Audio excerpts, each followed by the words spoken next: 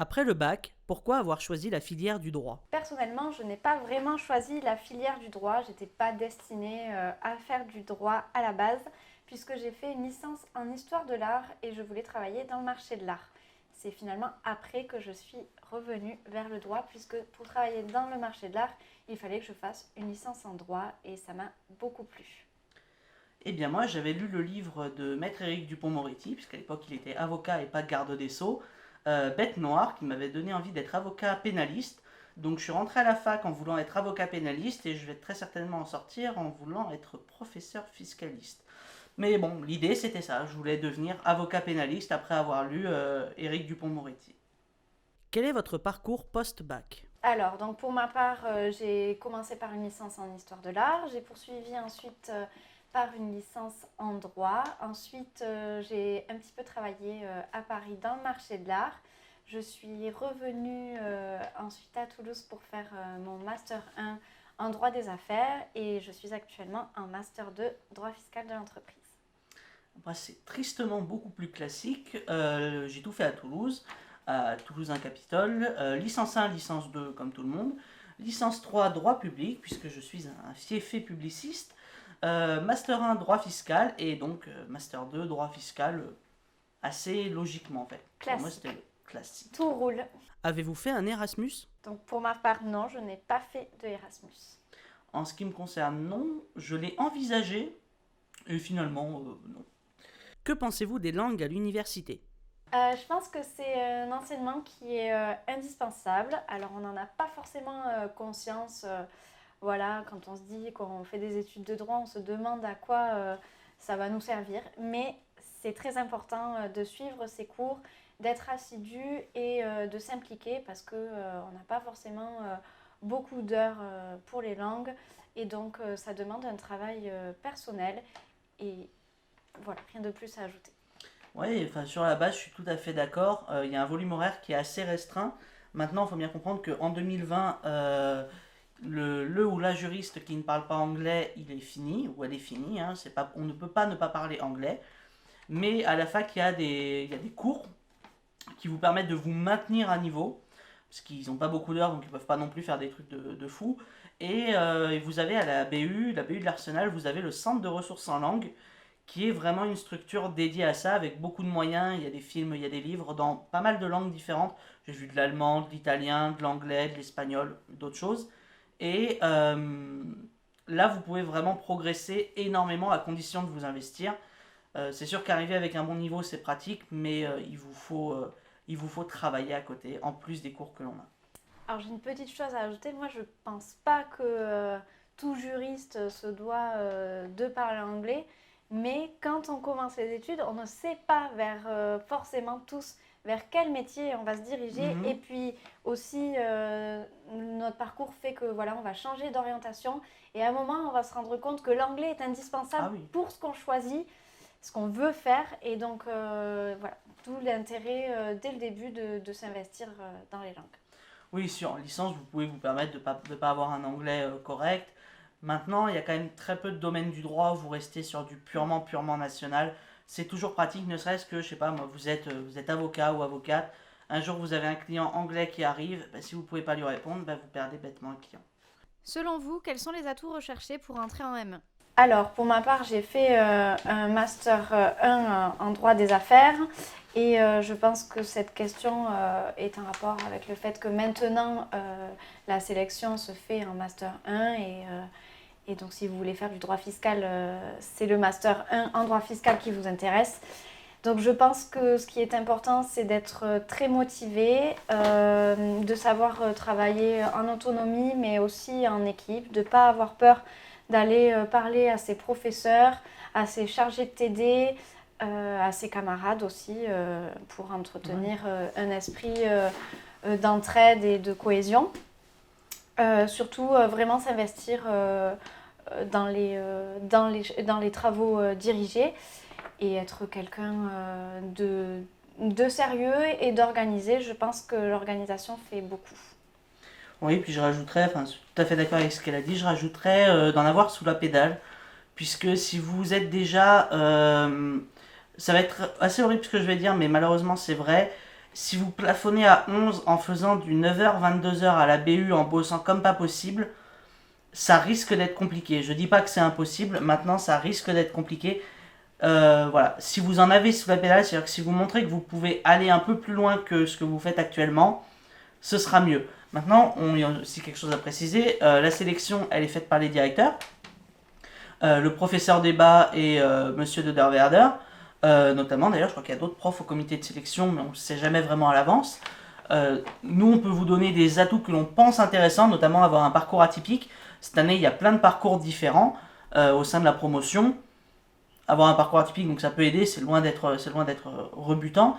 Mais voilà, c'est eux qui font la sélection. Donc nous, on donne des idées, des clés, évidemment. Soignez votre lettre de motivation, soignez votre projet.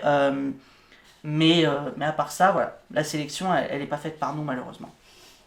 Justement, par rapport au fait d'avoir un parcours atypique dans les atouts, justement, ça peut être enrichissant que vous ayez fait d'autres choses à côté. Justement, on en parle après, voilà, d'avoir du travail associatif, d'avoir des expériences professionnelles, des stages, en fait, d'avoir un profil enrichi, on va dire. Voilà, un vécu, simplement. Ouais. Pourquoi avoir choisi ce master et pas un autre? Pour ma part, pourquoi ce master? Donc j'ai repris ma formation en droit par le droit des affaires parce que c'est ce milieu qui m'intéressait et j'ai suivi en TD la matière de droit fiscal parce qu'en licence j'avais eu beaucoup d'intérêt pour cette matière, en L2 déjà, mais à l'époque je ne pouvais pas m'imaginer faire ma carrière dans le droit fiscal. Et puis finalement, comme là j'arrivais avec de nouvelles ambitions, le droit fiscal m'a beaucoup plu et j'ai eu aucune difficulté à me projeter et à me dire que j'en ferais mon métier. Moi, c'est aussi décidé un peu en L2, c'est-à-dire que j'arrivais en L2, je voulais faire un master de droit public. Oui, j'étais rentré en voulant être pénaliste, et je voulais un master de droit public. Pourquoi pas. Puis je suis tombé sur les enseignements du professeur Mathieu Carpentier en finance publique. Je me suis dit, wow, c'est génial, c'est tellement technique, j'adore ça. Puis du professeur Bain en fiscalité, notamment fiscalité des particuliers. Je dis, oh, mais c'est génial ce truc, je veux faire ça. Puis le professeur Bain et les professeurs Carpentier et Bain sont absolument incroyables. Donc, puisqu'il me fallait un master avec des chiffres, les chiffres me manquaient beaucoup. J'aime bien aussi l'idée de travailler avec comme sujet de l'argent. Je sais pas, c'est quelque chose que j'aime bien. Donc, je me suis dit, ah, secteur financier. Puis après, j'ai dit, oh non. Et puis, master fiscal, là, oui, carrément. Donc, j'ai fait le master 1 droit fiscal. Et master 1 droit fiscal, j'ai dit, ah ouais, en fait, c'est vraiment ça que je veux faire. C'est vraiment génial. J'avais pas tellement de doutes, mais on sait jamais. Et puis j'ai candidaté au Master 2 droit fiscal de Toulouse. Je n'ai candidaté qu'à des masters de droit fiscal.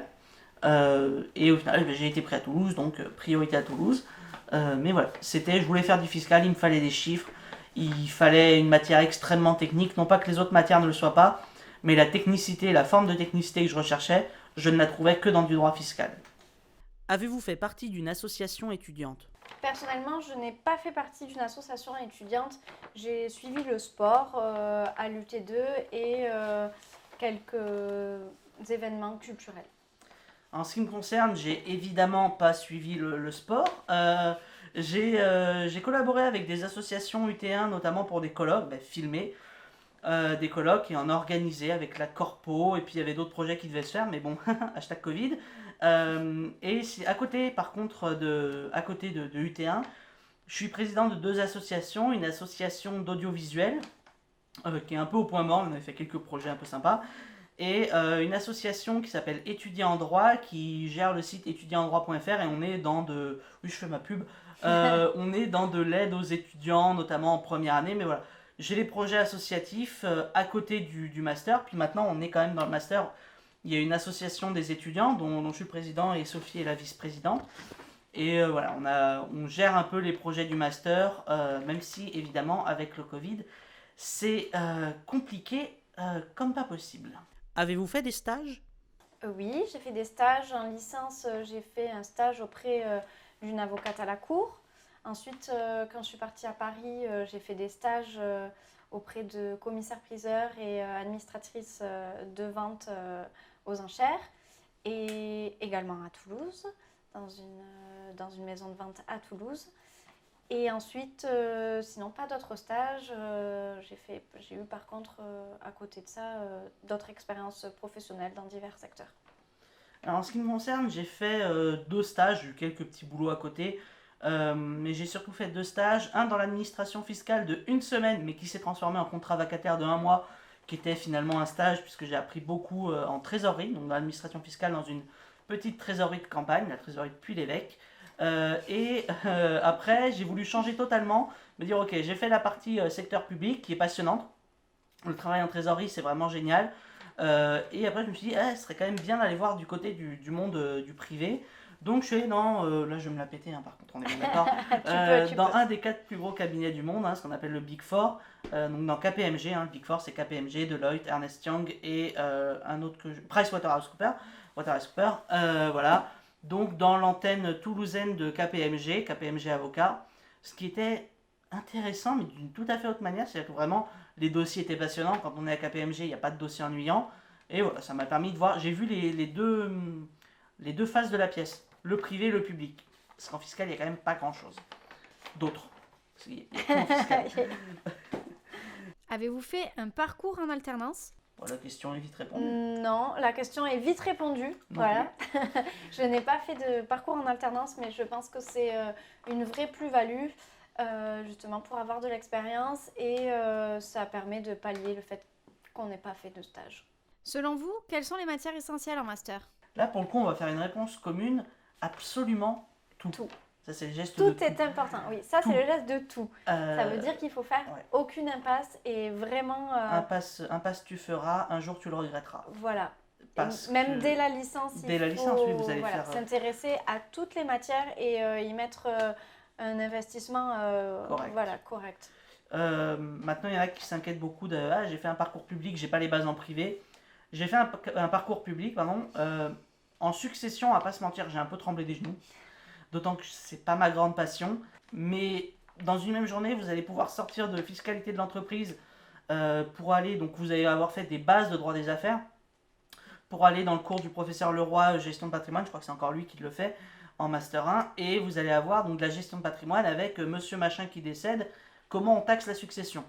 La fiscalité, l'imposition, c'est partout dans la vie de tous les jours, donc forcément, il faut maîtriser plein de choses, même du pénal. Vous avez des condamnations fiscales, comme la fraude, que vous verrez en procédure fiscale, qui sont au pénal. Donc, vous ne pouvez pas passer à côté. Après, on ne va pas se mentir, on ne peut pas être une bête partout, ça se rattrape. Après, il y a des manuels qui sont très bien faits, et puis les professeurs aussi restent vraiment disponibles pour répondre aux questions et faire des mises à niveau quand même. Quelles options conseillez-vous ? Alors, en Master 1 fiscal, à mon époque, puisque je suis extrêmement vieux, il n'y avait pas d'option. C'était l'an dernier, quoi. Oui, on était un des rares masters sans option, donc quelles options conseillez-vous ?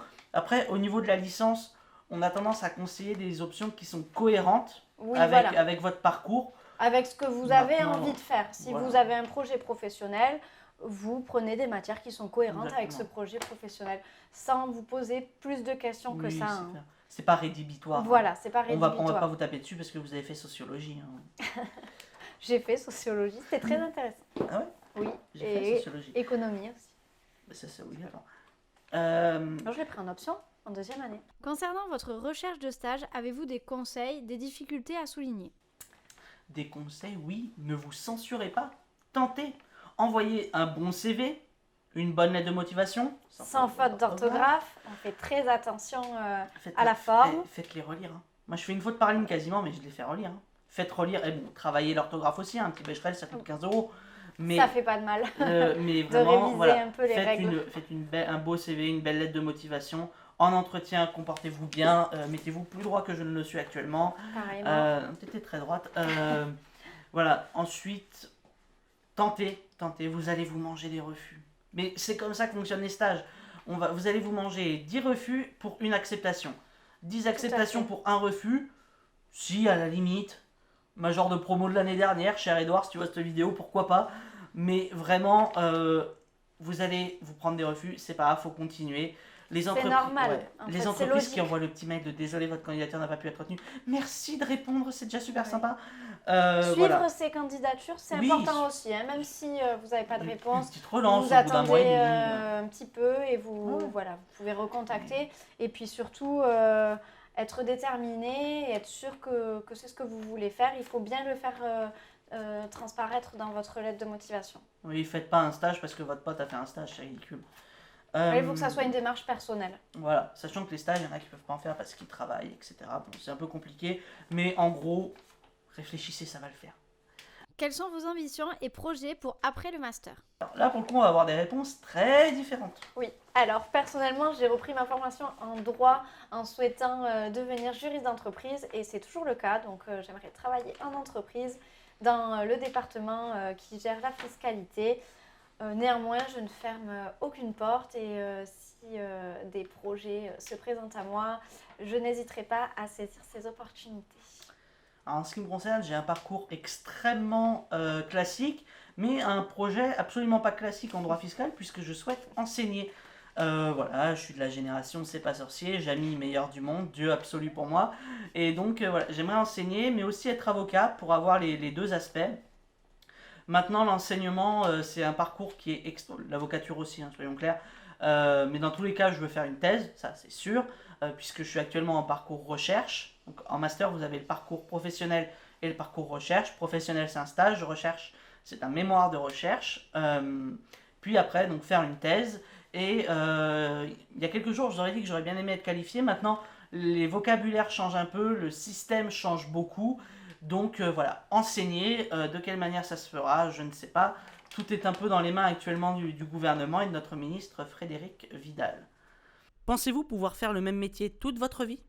Oui, je pense que c'est tout à fait possible de faire le même métier toute sa vie tant qu'on est épanoui, que ça nous plaît et qu'on a toujours la niaque de se lever le matin. Et je pense aussi que c'est tout à fait possible d'évoluer et voilà, pas forcément de changer complètement de secteur, mais changer sa manière d'exercer. Voilà.